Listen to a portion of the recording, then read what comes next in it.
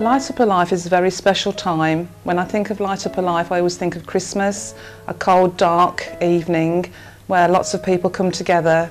We share mince pies, hot drinks, we remembered loved ones that have gone. And although it's a very sad occasion, it's sprinkled with happy memories.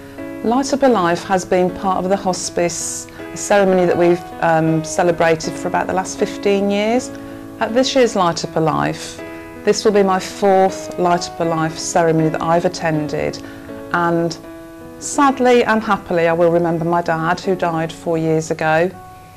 And I think the moment in the whole service that really brings it home is when it's really, really quiet. There are children, there are all ages, but it's really, really quiet, and the lights come on and it's as though a star in heaven reminds you, and it brings you close to the person you've lost. I'm going to cry now. But that's what I remember, and that's why I really love being part of the service. My first contact with the hospice, or knowing about it, was about 30 years ago when a friend of my mother's was a patient here. She came in for respite care. Then over the years I have lost a very dear work colleague here, a cousin, and then in the last 3 years my brother, who received wonderful care from here, but unfortunately did lose his battle against cancer. Volunteering at the Light Up a Life is very exhilarating. It's also very humbling when you see about 1,000 people out on the hospice car park and know that everybody has lost somebody and they're there to remember that person.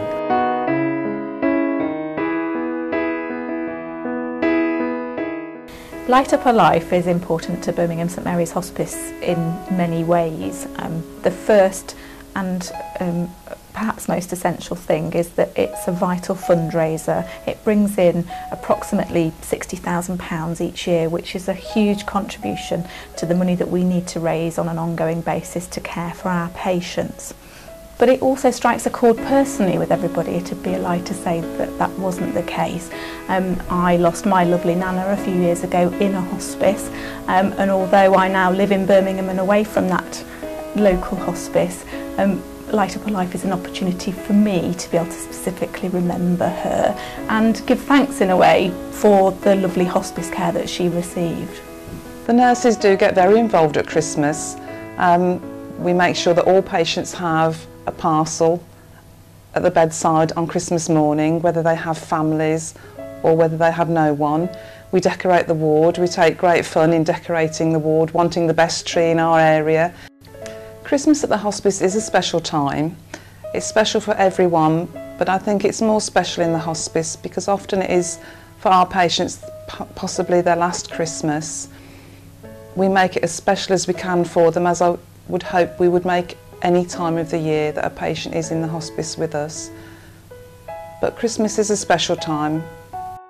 Well, last Christmas was the first Christmas without Gary because he died on the 21st of December. When we first found out that Gary had got cancer, we had the palliative nurses from here come to see us.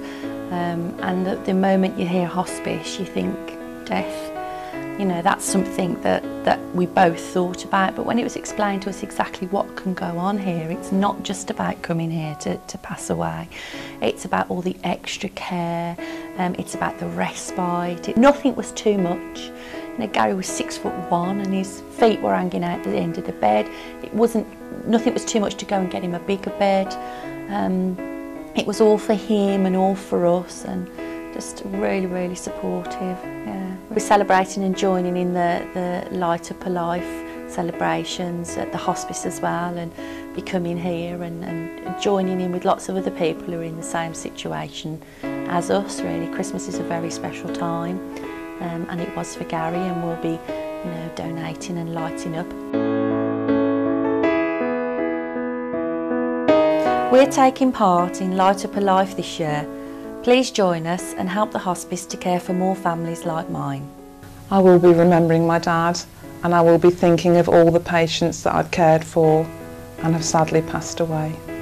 I will be remembering all the lovely patients and families that I've looked after here over the last year. I will be remembering my husband Gary.